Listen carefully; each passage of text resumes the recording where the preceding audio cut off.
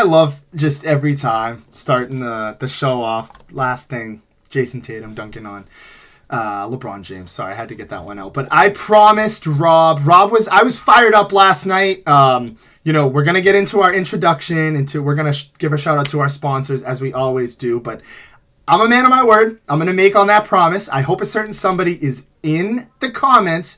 You know who you are. I'm not even gonna say your name. All I'm gonna say is Max Duggan. That's it. That's all that needs to be said. We're gonna start the show off with that. That's it. That's just that's all I gotta say. We'll come back to that. I'm sure this topic will resurface throughout the entire show.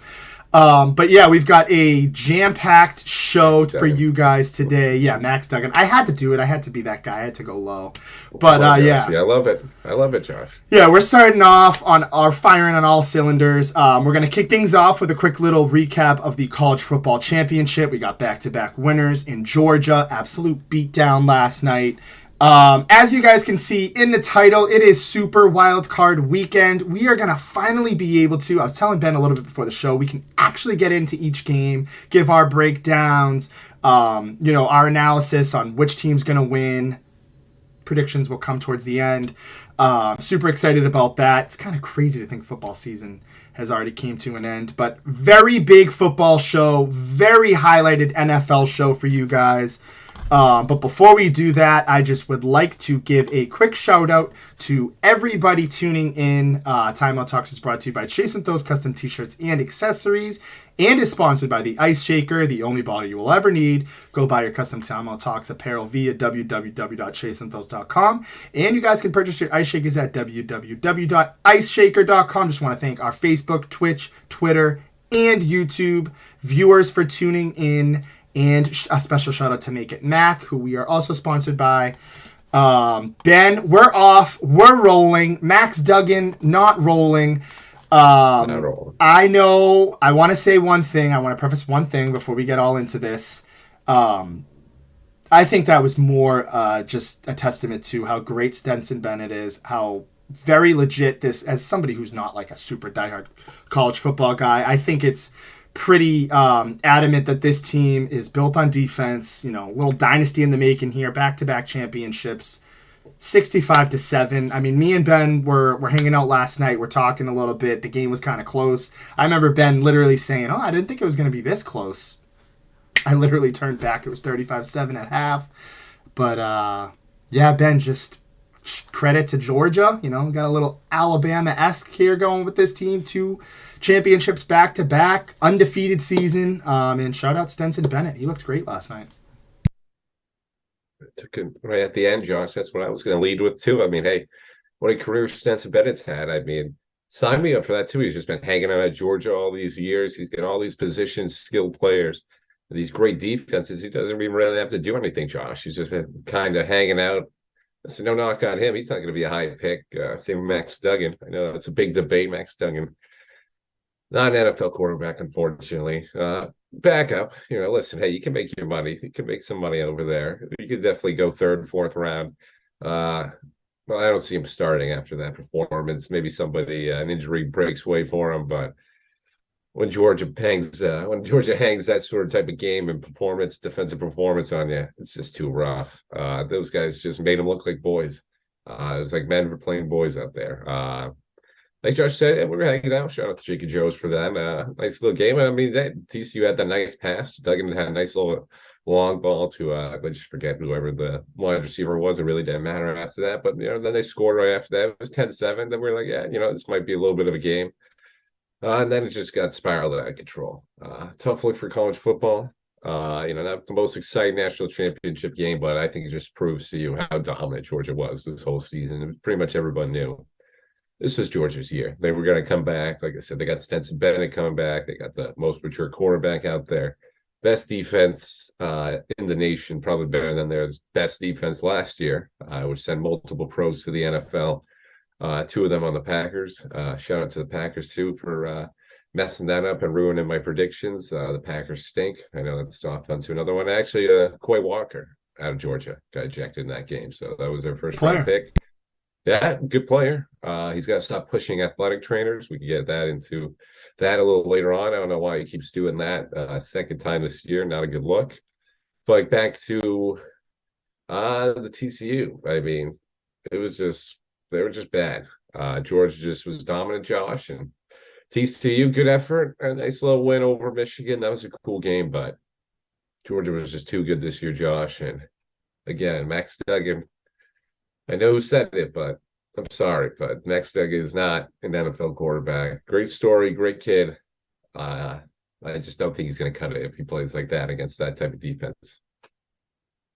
Ben, as I mentioned, you're way more versed in the college football realm, college realm, just in general.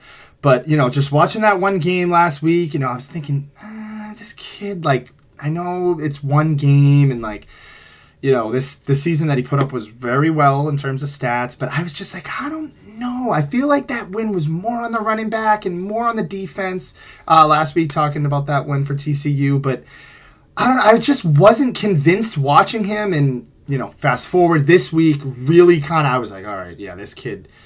I mean, there was one point, like I think it was like 3/4 of the game, the kid wasn't even over 100 yards. He looked like Dak Prescott did against Washington last week. Just terrible. No type of offense they could generate. As Ben had said, it was like men playing with boys. Just a real beatdown of a game, and yeah, I don't know. I think you can kind of get the moral of the story here is I think some people, even a lot of people, complaining about TCU shouldn't have even been in that championship game. They shouldn't have even really made it to the playoffs. That's not my feeling. I don't know too much, but I know a lot of people were complaining about it. Even nice little native there, Stephon Gilmore, the former Patriot, was complaining about it. He said it should not have been TCU in that championship game. I know a lot of people are saying even Ohio State put up a better game. So just yeah, just a bad performance for Duggan. And as Ben mentioned, I'm just going to wrap it up with this. It's the exact reason as to why it's so hard for me to get into college football is because every game is a beatdown. Every team's undefeated. I know it's easy for me to say as a guy who, kind of jumped on the Alabama bandwagon, but I'm more of a players guy for college, I've realized. I'll follow a little bit. I'll join the bandwagon a little bit, but it's so hard, Ben, competing with football.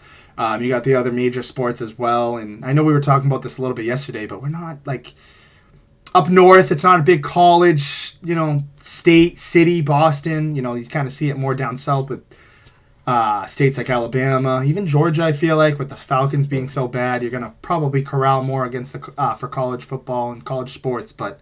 Yeah, just to kind of put a bow on that, Ben. Just a tough way to get into it with an absolute beatdown on national television in your championship game. But nonetheless, credit to Georgia, back-to-back champions. And, yeah, it was a good performance last night for Bennett. And shout out Brock Powers. That kid, remember James before the game, he said this kid's going to be unbelievable. 152 yards, almost half of Bennett's passing yards came from Brock Bowers. I was watching a little bit of tape on him yesterday, flicking back and forth between Monday Night Raw and that game, but not too much to get excited about. But yeah, I just didn't want him to go under the rug there.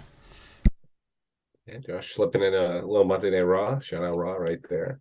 Always love seeing it. But yeah, you pretty much could just watch Raw the whole time. That game really didn't matter. Raw was probably more interesting than that game. It was just tough. Listen, I'm not gonna discredit TCU. Like I know, so I saw some of those takes too. Of course, everyone's gonna get some of those takes out there. Should they have been in there? I believe they should have. Alabama, 2-loss team. Clemson was out of it. Utah, USC dragged themselves out of it by just sort of beating themselves up, and USC slipping up late in the year. So I mean, TCU kind of just crossed it by elimination, deserved that 4th spot. They're a champion, Big 12 champion. Would not be a good look from the committee, leaving a champion out of the college playoff, especially with this sort of expanded version right now. I know this is a little more expanded. I know we're looking to get a little further, which I'm in favor of. I think we should get some more teams involved, maybe to avoid something like this, or maybe it won't help. But to be honest, we just need to see something else just to avoid this. But actually, as I say, you really can't avoid it because TCU did deserve this. I mean, they put up a nice showing against Michigan. But to be honest, it probably would have been the same thing with Michigan jumping in there. Georgia was just that dominant. I think it just ultimately leads us back to this point. Georgia was just on another level. So nothing taken away from TCU. They did their part. But Georgia was they're just so much better right now. They're, as Josh mentioned, his Alabama allegiance, I think they're stepping into it right now. They're stepping into sort of that dynasty range where they really don't need a quarterback. They got the defense, they got the wide receivers, running backs, offensive line, just get somebody to hike the ball and they're ready to go. That's just how powerful that team is, just in every single one of those skill position ones. And that defense is just unbelievable. Definitely going to send a bunch more pros to the league. So maybe your favorite team can snag one of these Georgia guys. I know I want the Steelers too. Hey, give me Brock Powers. Let me get Freiermuth and Brock Powers. That guy was unreal. Like I said, Josh gave me a little more credit for my college football knowledge. I'm not the best still, but I mean, that guy kind of flew under the radar for me. That guy is pretty good. That was kind of made some crazy catches last night. But this ultimately, just got to give your hats off to TCU. They made a nice run, beat Michigan.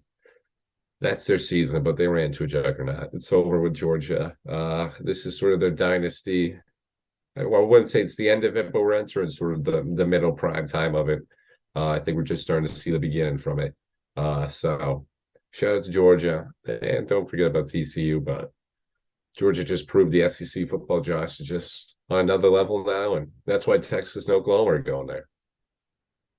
Makes sense to me. You heard it from the college guy himself. I'm going to continue to give him credit. Hey, he worked for college radio over there. I'll give him that. Sirius XM. Give that to me. I'm giving him that credit. Over on the other side of things, as I said, Super Wildcard Weekend. We're going to preview that a little tiny bit later in the show. But before we do that, now's the time. The season's over for Patriots fans. Ben, fellow Steelers fan. Just a time to kind of recap a little bit. I can start things off talking from the Pat side of things, as James isn't here, or just as an outsider in, or even both. I can dive into both teams, and then I definitely want to hand the floor over to Ben. Just targeting off-season needs, what they should do in the draft, and just overall looking at the season. I'd say personally this was a step back for Mac Jones and the New England Patriots. I think they even, from ownership standpoint, they feel that way. They sent a personal message actually apologizing to the fans about the product on the field, off the field as well, meaning not on actually on the field. They've got those new renovations to the stadium coming soon. They want to make sure that they can put butts in seats. In performances like this year, we're not quite the way to do that, finishing under 500. 2 times in the last 3 years without Tom Brady, not making the playoffs. It's a little bit of a different New England Patriots team that we're seeing as of late. But I think some of the biggest things, to Denise's point, bad coaching. Mac Jones is got to take that step next year. He took a very, very bad step in the wrong direction. 14 touchdowns, 11 interceptions. That's not too good. And I think one of the other biggest things is just a lot of uncertainty. You're looking on the offensive side of the ball. A lot of players shuffling in and out. They spent so much money on a lot of guys, just not cutting it. I think, Ben, guys like Aguilar, Kendrick Bourne. I know they have Devontae Parker still, but they got a decision to make on Damian Harris. As Denise mentioned, thank you, Denise. Special teams terrible. Maybe promote Joe Judge back to special teams. Figure something out on the offensive coordinator, because it should not be Matt Patricia. Excuse me. But overall, in a nutshell, I think the Patriots have a lot of work to do, Ben. They've got a lot of salary cap in front of them, and I think the biggest thing is not making that mistake they did a couple years ago, signing a bunch of different guys, not getting the production that they needed. Got a hit in the draft because they missed so many years in the draft years ago with a lot of youth and foundation for the team. They're struggling, Ben. I think they'll figure it out. Next step, go get a number 1 receiver, solidify that offensive line, and you got to hope that team takes the next step. I know on the defensive side, they still have a lot of anchors there. I know they got Devin McCourty, who's looking like he's going to retire, but still got Judon, still got a very young linebacking core in Uche. They got a decision to make on Jonathan Jones and all those guys, but you still got Marcus Jones. You still got Jack Jones. there's some building blocks there, but overall, as I said, to kind of wrap it up for the Patriots, you got a lot of decisions to make with your money. You've got to nail this offseason, Ben. Yeah. I think Denise said it perfectly in the comments. It's just the coaching. To be honest, Josh, I'm not going to go too much onto Mac Jones. Obviously, that stat line speaks for itself. It just can't happen. You just can't produce 14-11 and expect a successful season. And just for people to have faith in you, I think it's the coordinator's fault. You saw it much different with Josh McDaniels. I heard it on NFL Live today. Actually, it was perfectly said. Mac Jones, was able to explain what he was doing last year. He knew the plays, and he was able to give you an explanation of why this play was being run and what this play meant. Now it's just with this coordinator, Matt Patricia. I mean, he's not an offensive coordinator. I don't know how many times we're going to tell everybody. He's kind of a defensive coordinator, and that's where he built his trade. And you saw him already fail out in the head coaching position. I don't know why you would switch him to offense. And you just saw Mac confused. You just saw Mac wasn't able to explain these plays. Why is this being called? What is the purpose of this? What are we trying to, succeed in this offense? What are we trying to placate our offense on? He just had no questions for these answers. There was nothing there. It was just confusion all year. And they, credit to Bill, they kind of managed to pull it together a little for this last week. They were still in it, obviously, and you're just going to give credit to that team. I mean, that defense, I know we were talking about, are they top 5? Statistically, they are. I gave them top 5. It was in our argument. I gave them 5. I gave it over the Jets. But, I mean, that's a good defense. You got a defense that's going to provide for you over there and give your offense a chance to succeed. I think it's just the coaching, Josh. I think that's the number one offseason task for them. Get rid of Patricia, promote Joe Judge. I don't know where he is. I forget where just need to get him back in the special teams because this last week was a little rough, obviously. I mean, the Bills obviously playing with a lot of emotion. I'm not going to give, Patriots too much slack on that one. The first one, obviously, what are we doing? How are we not, getting that kickoff covered? But, I mean, the second one's on Miles Bryant. He's going to come up with that tackle. Simple as that. So I'm not too concerned with that. Let's just get Joe Judge back into his comfortable position, calling that, just controlling the special teams. Put Patricia back on defense again, be offensive coordinator. Bring back Bill O'Brien, maybe. I know he's possibly looking to come back. Cliff Kingsbury has been a name thrown out. I know Arizona's a little tough spot right now, looking for a rebuild. I mean, he'd be perfect for Mac. You just need a guy that's just going to dedicate, the play calling his offense to Mac. He doesn't need a matter. He doesn't want to worry about anything else. He's just worrying about the offense. Patricia kind of just worried about everything else. He's not focused on making Mac the most comfortable he can be. Cliff, and you saw with Josh McDaniels too. I mean, Josh McDaniels is Tom Brady's guy. So obviously Josh McDaniels could do a little bit of something with it. He's got some quarterback magic. I know obviously he's not the best head coach in the world, but you have to give him credit for his offensive playmaking, decision making. So I think, Josh, the first answer is go get an offensive coordinator. And then we can focus on some of those weapons. Because like as Denise said, I don't think those wide receivers played as bad as the record said. Devontae Parker finally showed up in the last week. That was bad timing from him. But the other guys, they were there for some of the year. Jacoby Myers was looking good. But I think, honestly, just find the offensive coordinator, and then we can go from there, Josh. I like it. I agree with you and Denise. I think a lot of it is just bad coaching as well. Even on Bill Belichick, starts from him. He's the one calling the shots on everything. So I think moving forward, Mac Jones gotta take that step next year. He looked terrible in some of the games as well. I know everybody kind of gives him a little bit of a break, but that last game, big. I mean, he made some good plays and he made some bad plays. That interception that was just overthrown. I think he was trying to get it to either Parker or Bourne. That was a deflating play. But you gotta hope this is his biggest year. This next year is it all. He's already some fans are already half in, half out on him. We don't know how Bill feels, and a little bit of that carousel earlier in the year. But it's just, I think Ben hit it on the nail here. They got to find a good offensive coordinator, and I really do think that they struggle for talent with receivers. You can't see these guys get break any type of separation in big games. Devontae Parker was coming onto himself, but I think people forget Kendrick Bourne, Jacoby Myers is a free agent, Nelson Aguilar's a free agent. I mean, Tyquan Thornton's still there. I think Devontae Parker's still there for one more year. A lot of those guys still got Hunter Henry, Jonnu Smith.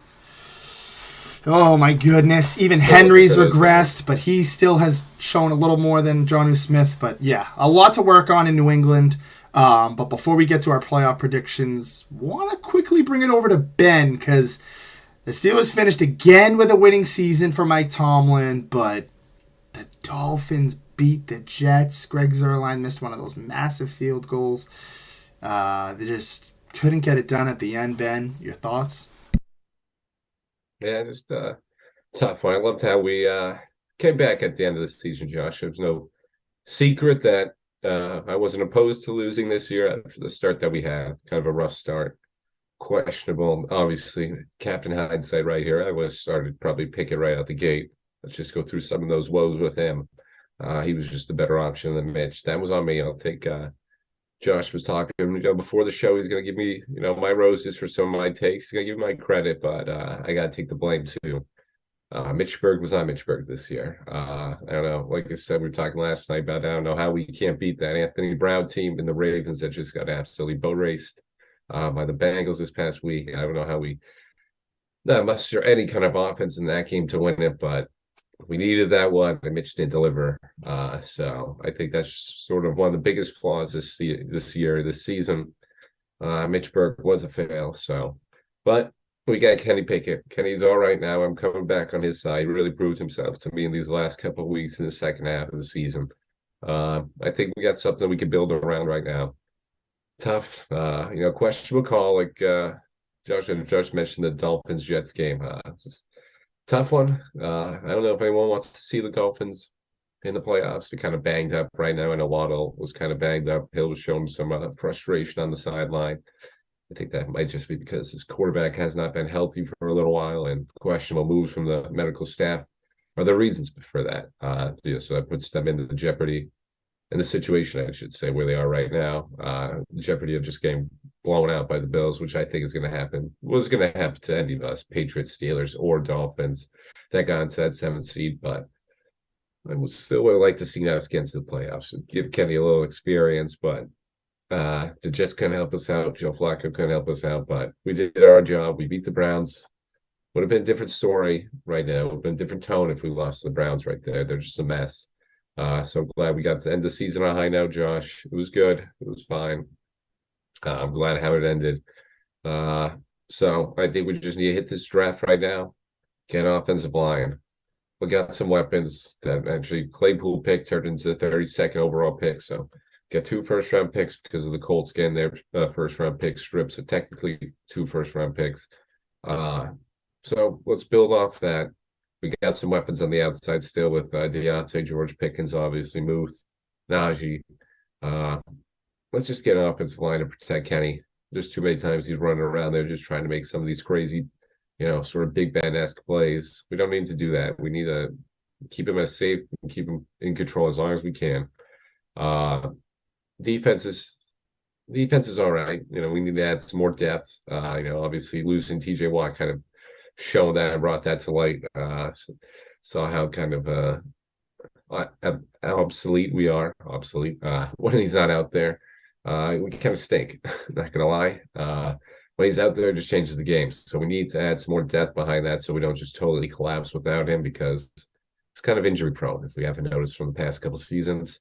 So just worry about that. I want to get offensive tackle, offensive line first. Let's protect Kenny. Then second on the list is depth. Because honestly, the Patriots and Steelers were in good positions. We got some talent. Just need to fill it out a little more. Just need to get a little older. And we're just both in kind of a crappy situation, Josh. We got to deal with these teams like the Chiefs, Bills, and Bengals that we beat up on for so many years. Those draft picks finally compiled up for them, and now they got their stars. They got their Mahomes, Allen, and Burrow. So we got to try to get to, because I don't think Pickett and Mac Jones will ever get to those levels. So we've got to build out these teams a little more, Josh, and get there that way. So I'm excited. I'm excited how we ended the season, and I don't think Pats fans should be too down on themselves either. It was a great season, great comeback for them as well. Not really comeback; they were kind of consistent all year. They kind of stayed alive at the end, so great seasons for both of us. Just it's unfortunate, Josh. It's just times are changing. We're kind of in the middle of pack teams now. It's a tough feeling. Well, for sure. I think it's a tough pill to swallow for some fans. Definitely couldn't agree with him anymore. Steelers finished it off very strong. Patriots, yeah. I'll give it to them. I'll give it to him too. I think this is something that I'll give Jared his flowers. He called me on. I thought they would make the playoffs. I also didn't think that their defense would kind of carry their offense. I thought maybe Mac Jones would take that next step. Just kind of, I'm gonna be frank. I think it was a disaster. If you're a Patriots fan, there's a lot of question marks moving forward. They got a lot to do in the offseason, but nevertheless, things will be figured out. I think it's very fitting to hear, if you're a Patriots fan, New England fan, that you have almost $70 million in cap. They can also turn that into more money. James was talking to me about that a little earlier. So don't rest your head on that. But another little storyline that quickly wanted to go into, just quickly before we get into some of our playoffs, matchups, predictions. Aaron Rodgers could have been the last time. I know he mentioned he's kind of over this carousel thing with the Green Bay Packers. Signed a huge upfront contract, 2 years or something like that, but he can opt out. It's like a weird thing. He can leave this year. I know he was kind of soaking it all in with Randall Cobb. I agree with you, Ben. That's going to be... We've got weeks and weeks to kind of speculate on where he's going to go. Free agency in 2 months, not that far away, but we're here. We're in the playoffs right now. But yeah, just a quick little storyline that I wanted to get to there, Ben. But yeah. I mean, they just talk about teams that collapsed, Josh. I mean, they had it right there. So I'm just gonna piggyback on that. Yeah, I think he's gone. He's gonna look elsewhere. He had a nice little press conference, sort of salvaging, statement. I would say I wouldn't say saving face too much, but he sort of thanked everybody. He admitted, it was kind of rocky in the beginning, but they finally gelled together. Hey, that's great for him, but I just don't think he wants that anymore. He's a little up there in age, just like everybody else. So I think he wants to be a part of a winning team right now. So I think he's going to look elsewhere. Pretty much just the writings on the wall, like Josh said, with that contract. I mean, if he's putting that opt out, he put it in for this reason. He's always keeping his options open. That's how he's always sort of gone about his business of late. Yeah, obviously, prime time he wasn't going anywhere. But once he started to see some of these, obviously with the Jordan Love selection, he's kind of got annoyed at that and was kind of eyeing an exit. I think he's ready to go right now. He said we can speculate all. We got a couple of months to speculate on that one right now. It's a little fresh right now. I gotta see what team would be nice for him, but it's gonna be interesting storylines to watch this summer. Along with Tom Brady too. Hey, if Brady leaves, I know we were talking about that last night. Jimmy likes that Las Vegas idea for Tom Brady. That makes a lot of sense too. But hey, what about Aaron Rodgers move over there as well? There's another possibility. Vegas, obviously Derek Carr problems. Looking to get a quarterback, I guess. That's a little better than him. They got the weapons. I like that point from Josh last night. They have a defense. It's a good defense, but is it really that good? But they got the pieces. Jalen Jones, Mason, Max Crosby. I almost said Mason. Max Crosby. They got a couple tools over there to work with. So I could see the Raiders as a destination spot for either of those quarterbacks, just off the top of the head, but just something to watch out for, as we said. Rodgers and Brady might be going. I was going to say might be going again, but it'd be Rodgers' first time, Brady again. So that's just something interesting to see, Josh. Well, for sure, Ben. I think you sum it up perfectly. It's gonna be a wild free agency and just off season in the NFL. To Denise's quick points, and then we'll start getting into some of these wild card weekend games, saying what's with the kickers this season, and I don't like it for his kids. Yeah, some of the kickers have been terrible. Greg's the leg. And I think it's came in bunches, Ben. You see one kicker miss an extra point, and then that rolls over to another extra point, then a missed field goal, and I feel like there's 3 or 4 games that are kind of costed by that within a weekend.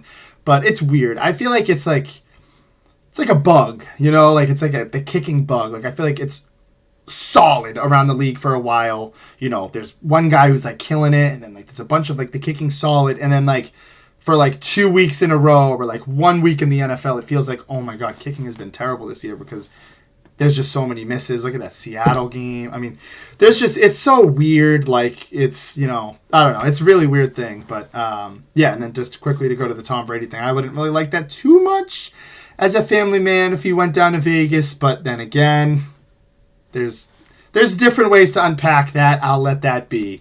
But yeah, kicking has been very interesting this year. Let's take a nice look here. We've got the 2022 NFL playoffs, the Super Wild Card weekend. We've even got a Monday game slate in there, 2 years in a row. Kind of weird to think about. As you can see on the bottom here, it's all about the Super Bowl. It's all about that trip to Arizona, that 6:30 game, Ben, that primetime halftime show. It's all about that, and that's what these 14 teams now are playing for. You see the Chiefs get the bye and the Eagles. But nonetheless, let's start things off with the first matchup of the weekend. 4:30 game on a Saturday playoff game. The Seattle Seahawks, who just found a way in there. They barely got in. Baker Mayfield making a tough play. They solidified that spot over the Packers and the Lions. Poor Lions, giving it all that they got there. Shout out Dan Campbell. They are traveling into San Francisco to play the San Francisco 49ers, 13-4. This game's on Fox, 4:30 Saturday. First playoff game is kick off the slates. Interesting one, Ben. You got a divisional game. This is, I think, the second divisional game. There's two divisional matchups this weekend in the playoffs. This is one of them. I think it's probably one of the most less appealing games. That's why that they kicked it off with that. But it's got good storylines to it. Geno Smith, Brock Purdy. I don't think either of us seen that coming for a playoff matchup. But yeah, Ben, I'll defer to you here. But what are you looking to see out of this game? Like, just in general, like, what does this game say to you? I mean, this is an interesting little divisional game that in the playoffs, I probably never would have thought would transpire. Yeah. Oh, yeah. No way. Especially after, the Russell Wilson trade and all that. It's going to be a blowout, Josh. This one's over for me. This is, like you mentioned, I would love to see the Lions in here. Give me that Lions one. I know they obviously lost to the Seahawks, so it was to their own doing, but I think the Lions are just more of an interesting matchup for the 49ers. I think, to be honest, just like in the other AFC, whoever was the seventh seed was going to get killed by the 2 seed. That's a tough one right here. The 49ers, just even under Brock Purdy, not missing a beat. Brock Purdy's looking at some points better than Jimmy G. They were just killing the Cardinals. I mean, the Cardinals obviously are a disaster, but that offense is looking great. This 49ers team, like I did come out here and say that Super Bowl chances are dead as soon as that Jimmy G injury happened, but I might have been wrong again. I think I'm wrong again, actually. Brock Purdy's really just taking control of this offense. It's just sort of like what we're talking with Georgia. I mean, you got all those position players right there around you. Just go hike the ball and just try to get it to them. I mean, you can either just hand it off to Christian McCaffrey or Elijah Mitchell, or go throw to George Kittle, Brandon Ayuk, Debo Samuel finally getting back into the fold last week. Great to see him back. He just elevates that offense to another level. So this one, Josh, I'm getting a little blowout sense in this one. No offense to the Seahawks. I love Geno Smith. Love what he did this year. Just rallying around that trade. Finally, I know it was a high pick and it hasn't really panned out, but I think he's going to be not a Seahawks legend, but just a guy the Seahawks remember, that he's sort of this bridge quarterback and did a really good job for them, did really great things for them. But this 49ers defense is just a different beast. This defense is just stacked, fully loaded, from the defensive line to the safety position. Talafanu, my guy over there, rookie from USC. I don't want to butcher his last name. The next coming to Troy Polamalu, they're saying. He's got some exciting plays out there. He's just an animal. They obviously just have that towering defensive line. And they're just enforcers out there. So I got the 49ers in this one, Josh. Sorry, Seahawks. Great story. Love it. Hey, Kenneth Walker, DK Metcalf. We're getting a little bit of an offense there. Let's see what they use that first round pick for. That they get from the Broncos. They really, for any of the NFL teams, it's a perfect scenario for them. They got, they made the playoffs and now they get a top 5 pick. So let's see if they can use that to maybe draft Geno replacement quarterback of the future. All positive things in Seattle right now, but I think unfortunately, Josh, this 49ers team is just too good right now. And looking like they're back to being Super Bowl contenders. Absolute perfect to a T. I look at this game, nice divisional game. Like you said, it really is probably the least intriguing football game, playoff game this week. It happens. 49ers at home. I think they roll, Ben. I agree with you. I think that this is a team just destined for that NFC Championship at the least. Like, at the very, very least, like, that's kind of like what they've got looking for them. They got the number 2 seed. Most of the playoffs are going to go through them unless, they can't play Philly in the second round, whatsoever. So they're going to have 2 home playoff games. On the other hot side of things, I completely agree with you. I think that Seattle has taken, this is an A+ season. You saw more. I feel like the number one word is just overachieving. You sold your future. You bought your future, excuse me. You got rid of Russell Wilson. You hit it in the draft with the linebacker there. I always forget his name, Nwosu. Tariq Woolen looks great. That defense, so underrated. Kenneth Walker, to your point. You've still got DK Metcalf. Geno Smith was able to just overachieve statistically, brought them in the playoffs, put that team on his back. Like you mentioned, they have another first-round draft pick. This is the perfect scenario, Ben. They're playing with house money if you're a Seahawks fan. You're feeling great. I don't care if the score is 70-10. Of course, that stinks. But, the bigger picture of this, you made the playoffs when you weren't supposed to. Even me and you were writing them off 3 or 4 weeks ago at the record of, still they were I don't even know. I think they were 7-4 or whatever, and I was like, oh, they're gonna fall off. And the Niners kind of went. I knew the Niners would kind of take it, but I didn't know. I thought they would take the division, maybe not take that second seed. Vikings took a step back, but yeah, just to kind of wrap it up, if I really want to leave it on a positive note for the Seahawks, I do think that they get rolled. I'll say 30-10. To your point, I don't want to minimize I don't want to just not explain. I think Christian McCaffrey fits in like a glove. You've got Deebo Samuel coming back, who looked very well. Brock Purdy, speaking of fitting in like a glove, this kid looks great. I think he's really the option. I think he is the perfect example of a replacement for Jimmy Garoppolo.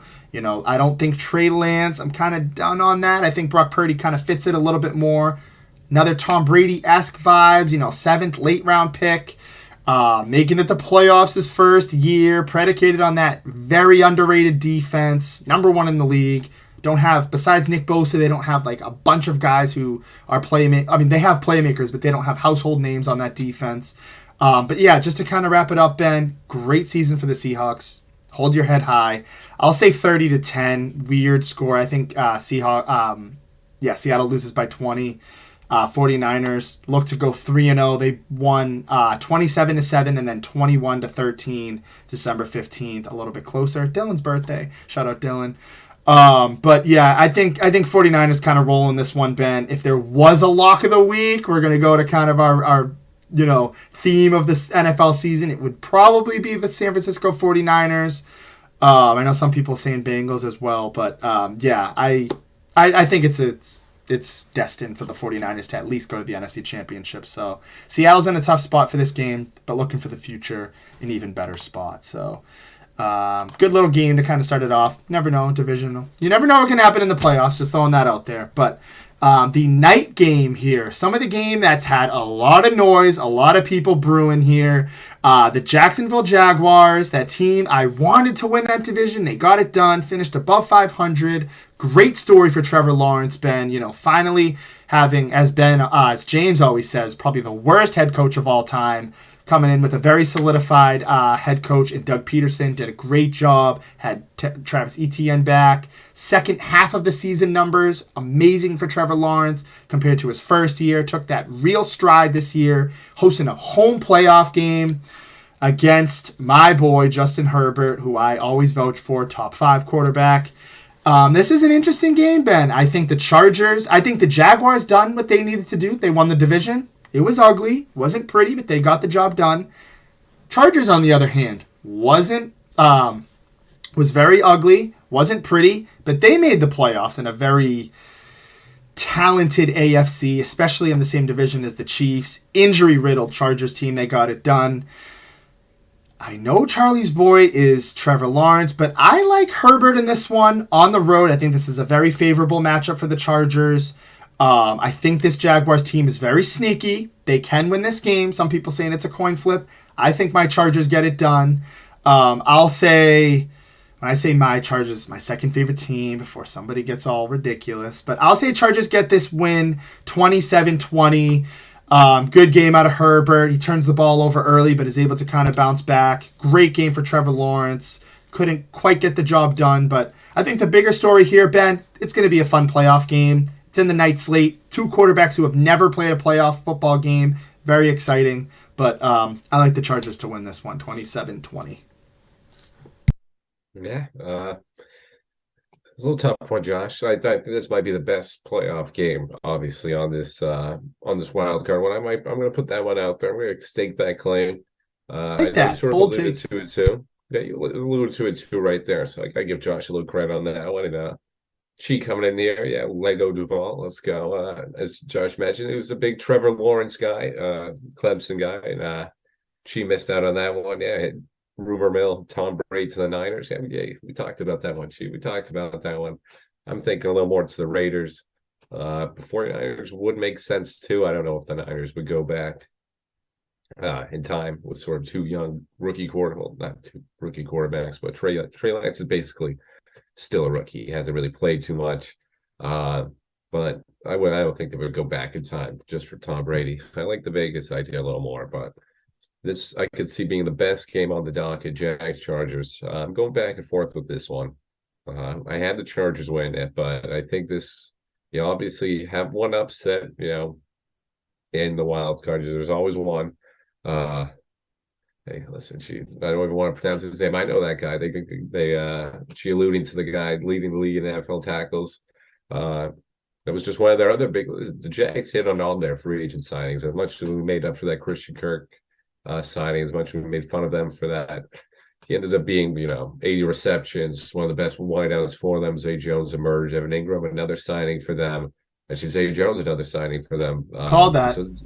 Had to interrupt you. You called the Evan Ingram. Hey, listen, Josh, I appreciate that. Remember that one. Listen, I was all in on these Jags. These guys they got the weapons for Trevor Lawrence. Like she mentioned, Faye, I don't want to butcher his last name because he really is good. He came from Seattle. One of the best tacklers in the league. They solidified that linebacking core with him. Yep, thank you, Josh, for that one. They got Devin Lloyd in the draft too, and Josh Allen stepped up and became the leader of that defense since they got rid of Miles Jack. And some of those other guys, depth guys on that linebacking position. So, here coming in Chargers. There we go. Let's go with these takes. There we go. I don't know if I go that far, but I don't know if I go that far, but I'm still going to give it to the Chargers in this one. I think Jags are still too a little young, even though Jag killed them. I don't know if everyone's forgetting about that one. The Jags killed them in week 3 this year. Just absolutely blowout. Definitely forgot about that. Just as I was about to say, just as I was making my prediction for the Chargers, I was like, oh, they did lose to the Jags, but I think Herbert gets it done. This offense is fully healthy now, even though Mike Williams did get banged up. He should be ready to go in that game. I don't know why we're playing Mike Williams. Literally the definition of injury prone. I don't know why we're playing him in a game that doesn't matter. That's another knock on Staley. I digress. I won't get into it, but I'm going to go Chargers in a close one, Josh. But Trevor Lawrence shows out. Justin Herbert obviously shows out too. But Chargers, close one. I agree, Charlie. A lot of people, I know you mentioned it as well, Ben kind of even saying on the podcast himself, he's kind of gone back and forth on this. Yeah, I like it. I like the Chargers. I agree with you though. Brandon Staley, absolute idiot. Yeah. I remember the Mike McCarthy versus him. It was like, who is like Aaron? I like it coming in. I had to like that. I'm excited that Aaron came in on the YouTube. That's the first time I like seeing that little red YouTube icon. Watching for YouTube There on the we go. first time. Shout out Aaron and coming at Denise for on the clock. I think that's funny. But yeah, I it's so weird with the Chargers because I actually don't even really remember what I was going at. I literally just forgot mid thing what I was saying. But anyways, with the Chargers, Justin Herbert, I think that they've done what they needed to do. They made the playoffs, and I like them to win this game. I know Charlie was saying, and I think this is the point I was getting to. This is probably one of the toughest games to pick, and I do remember my point. Brandon Staley, Mike McCarthy, when they played each other, it was like a battle of terrible decisions and game moments. That game 2 years ago, Chargers Cowboys, was a very good one. Anyways. I think it was last year. Whatever, I'm rambling. But I like Chargers in this one as well, Ben. I think this is a very good game. I like that they gave it the night slot on Saturday. So I'll be traveling for that. So I'll be able to kind of watch it. But let's go Chargers. That's my AFC team. And I need to get my quick rant out here. Everybody said, hey, Herbert needs to make the playoffs. Then it turned to, oh, well, Herbert needs to win a playoff game. And now it's, oh, after Herbert wins a playoff game, is it against the Jags? That doesn't matter. It's ridiculous. It really is, Ben. With a harped team. I mean, whatever. Let's go Chargers. This will be a good game. Just want to say that one. Here we go. Sunday, 1 o'clock game. It's got that regular season feel to it with the 1 o'clock game. Sunday game, now, however, it's not a regular season game whatsoever. We got the Miami Dolphins, who barely made it in. I'm talking crossbar kicks. Just right through the upright. They were able to kind of squeeze their way in. They're playing the Bills, 13-3. My pick to go all the way to the Super Bowl in the AFC. I think you talk about trounce, you talk about absolute beatdown. I think that's this game. I'm actually going to be there. Me, Jared, and Tyler are all going to Buffalo for that. It's going to be excited to see that. 13-3 is wild, Aaron. They didn't even get to play an extra game, so they could be 14-3. But this, if you roll out Skylar Thompson, you roll out Teddy Bridgewater, I think that this is a beatdown. To be quite frank, even if Tua starts, I think he gives them trouble. But I think the Bills still win by 10. I think they have too much emotion riding. This team, even before the whole incident with Damar Hamlin, and shout out to him, very blessed to hear that he is doing a lot better. But, no disrespect at all. Credit to him and this Bills team. They were already destined for big things before that. I think they roll in this one, Ben. This actually probably is my lock of the week, besides the San Francisco. Another lock of the week potential. You want to place a bet? You want to win some money? You want a guaranteed bet with one of your friends? Go for Buffalo. I'm not going to be breaking tables, Charlie, but I can tell you this: the Bills fans will be breaking Dolphins fans' hearts. I'll say the Bills put up 40. I'll say 40-17. I can't see it. Even with their firepower on offense, they're going to have not even a starting quarterback worthy guy under helm and Skylar Thompson. No disrespect, but I like the Bills to trounce 40-17. Yeah, to be honest, right now, just with the banged up roster for the Dolphins, you could put any quarterback out there on the roster, including Tua. It's just a lock. I know Josh was mentioning earlier for that first game. I was surprised to see him already go up the lock. This is my lock. This is easy. Bills. Glad they're going out there. Shout out Josh, Jared, and Tyler going out there. They're going to see a win. Jared's going to be excited. Now I get why Jared's saying he wants to see the Chargers in the championship game because they would have to beat the Chiefs next round to get there. And then it'd be Bills Chargers for a nice little AFC championship game. I see what Jared's doing right there. That's smart thinking from him. But easy one for the Bills. These guys are just, even without, sort of the extra motivation with Damar Hamlin and everything, that team was just ready to play. They were just locked and loaded. That team is just so much more talented than everybody else. Josh Allen is the real deal, obviously. Diggs is just unbelievable. They just don't have anybody to stop those two guys alone on that offense for the Dolphins. Just too many injuries right now for them, just piled up at the wrong time. It's an explosive team when everyone's healthy, but they got to figure out how to protect Tua and get him healthy. Because if not, you see what this Dolphins team what happens to him. So I got the Bills lock of the week. Jared's gonna be a happy guy. Jared's gonna be happy leaving Buffalo then. So I got the Bills in this one easily. I like it, Ben. I think so as well. Moving forward, we got a 4:30 game Sunday, Giants in the Vikings. Some people have this written as an upset alert. Kirk Cousins, big game. I don't even think he has a playoff win under his helm. Or he might have one with the Redskins way back when. Interesting, very interesting game here. I'm going to go on the motto I went when I started the season, and that's the Vikings should handle business. I think they are going to. I think, the goal for the Vikings this year, deep playoff run. They're 13-4. I know we see them kind of have that fraud alert mentality. They blow some games. However, I think that they handle this job. They win. I like the Giants, just not enough star power on the opposite side of things here. Great respect for Brian Daboll. Rookie year as the coach there. First year under helm. Brought the Giants back to the playoffs for the first time, I believe, since 2017. Good story there. Not enough. I like Kirk Cousins at home, as crazy as this sounds to say. It's not prime time. It's 4:30, which is like borderline prime time. But I like the Vikings in this. I'll say 31-20. They win handedly, but it's kind of a close game. And Aaron, take the guys' predictions at work. Let us know. And Charlie, I said Redskins because that was the name of their team at the time when he played for them. He's just messing with it. I know he is. I know what he's doing. He's trying to keep us in check. Vikings win this one, Ben. 31-20. I mean, like you said, it's probably the second. Just either the Jags is the coin flip. Honestly, Jags, Chargers, Giants, Vikings. These are going to be the most entertaining games, closest games. And Josh, not totally right on that one, but Kirk Cousins is 1-3 in the playoffs. He had that victory in 2020 over the Saints. That was that controversial one. I forget what. I think it was a Kyle Rudolph catch or something that was controversial in there. But then they got beat down by the 49ers pretty easily in the divisional round. So he's got a win under his belt. I think it came with some controversy. Obviously, the Saints' controversy go hand in hand together in the playoffs, especially against the Vikings. So it's going to be a close one. I'm going to go with Kirk, but I think they're going to get it done. Dalvin didn't get too banged up in that Week 18 game against the Bears. He did return. It was a little scary sight for them. If he wasn't playing for them, then might be a different story right now. But they got their weapons. Being at home, a great point from you, Daboll. That was a great job. I wanted to bring that up too. Daboll definitely in the running for Coach of the Year. I probably gotta give it to Dougie P.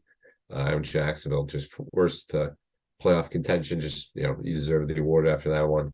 But going to be a really good game. I love this. This is going to be a really good game. I love this matchup. I know they already played earlier in the year. Really good game then, too. We got Danny Dimes be playing like the Danny Dimes of these past couple weeks. Then they'll have a chance, get Saquon involved as much as they can. But ultimately, I think the Vikings just got too much talent right now. I wouldn't say it's their year. I think it's their year to make a run. I think the 49ers and Cowboys might have to say something else. Because of that, but I think the Vikings get this one done. I think so too. I thought you were going the other way with that, but I think they should, Ben. They won the division, 3rd seed. They were fighting for a while for that home field advantage and bye. They didn't get it, but we'll see which Captain Kirk shows up. We'll see which Kirk Cousins shows up, but I like the Vikings in this one, as you mentioned as well. Interesting game though. This one could have been very interesting. I don't know what Lamar Jackson's status is, but this is the Sunday 8:20 game, Sunday Night Football game for the playoffs. The Ravens travel into Cincinnati to play the Bengals, the 2 seed, or 3 seed, excuse me. If Lamar Jackson's playing, I think this game is a little closer than people think. However, I know he's gone back and forth. People thinking, he kind of wants people to not. He wants to show people, I'm just going to cash in. I don't want to risk myself in this playoff game. Be crazy if he doesn't play. I thought he was going to be okay, but maybe not. If he doesn't play, it's going to be an absolute beatdown. It's going to be an exact rematch of what just happened last week. I like the Bengals in this one either way. Joe Burrow gets another playoff win, his 4th playoff win in 2 years. Shout out Joey B, 3rd best quarterback in the league. I like this win 34-17. 17's being a little generous too. I just don't know how well Anthony Brown can do. Maybe they get a defensive touchdown, or J.K. Dobbins just takes it absolutely to the crib. But yeah, I like the Bengals in this one. A little bit of a beatdown. A lot of beatdowns this weekend, unfortunately. But no Lamar Jackson, no win for the Ravens. So yeah, I want to give the most time we can to the Cowboys. So I'll keep this short and sweet. It's the conflicting reports Ian Rappaport's come out with. Some people say, hey, what they've seen from Lamar, he's going to play. He thinks he'll play. And then on the other hand, they said, hey, some people have said, we don't think so. So it's really just conjecture at this point. Who knows? I think this is just like you mentioned, a statement about the contract for him. He wants to send a message that he's valuable to this team and he's got to get paid. And they're really seeing his value to this team after this collapse. And the Bengals beating them down last week. If he doesn't play, I expect the same thing. So be nice for the Bengals if they could get Lamar Jackson-less Ravens team in there just to sort of ease up on them, beat them up pretty easily. So either way, I think if Lamar Jackson does end up playing, I think Cincinnati wins. He just hasn't played in a while, so I got Cincy win this one convincingly and easily. I agree, Ben. It's tough. Like you said, I think that's a perfect point too. Lamar Jackson, a guy who really depends on his legs. Just being thrown into this hostile environment. That place gets loud. Like Cincinnati has really turned it up. Good team, good atmosphere. That's a tough game. I think it's just gotten Cincinnati rolls them written all over it. Even if he does play, just like you said, missing too much time hurts. Definitely in the playoffs.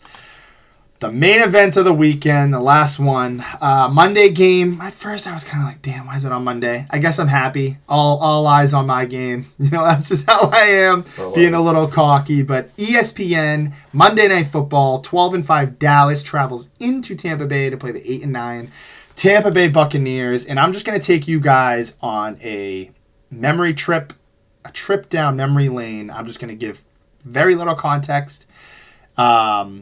And I'm just going to shout some numbers out at you. Starting with 1, Tom Brady is 7-0 against the Dallas Cowboys. Bring you all the way back. 2003, 12-0. 2007, 48-27. 2011, 20-16. That was a great game. Aaron Hernandez got the game-winning touchdown. 2015, 30-6. 2019, 13-9. Patriots. 2021, 31-29 Buccaneers. And this year, 19-3, the Buccaneers beat the Dallas Cowboys. Tom Brady, as I mentioned, 7-0 against the Cowboys, who limped into the playoffs, Ben.